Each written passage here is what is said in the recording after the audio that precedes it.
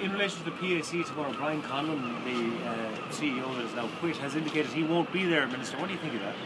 Well, anybody who is involved with the public's money should make themselves available to the Public Accounts Committee, who is charged by the Oireachtas and ultimately by the people in minding the public's money.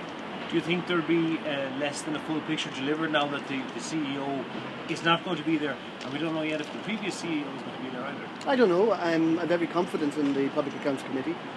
They're a robust committee with powers. They work on an all-party basis, and my experience is that they normally get to the bottom of things.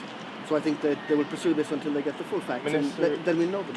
Minister, is there any chance of compelling him to appear before the committee? Well, the Public Accounts Committee is one of the few committees in the Oireachtas that can look for the power of compellability.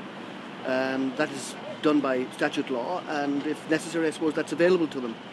But as I said, I think most people who are involved in any way with the public's money should, as a matter of course, voluntarily make themselves available to give an explanation and accountability for that. But if that power is available, do you think it should be used then? Well, that's a matter for the committee, strictly a matter for the committee. Do you think that further resignations should follow in CRC?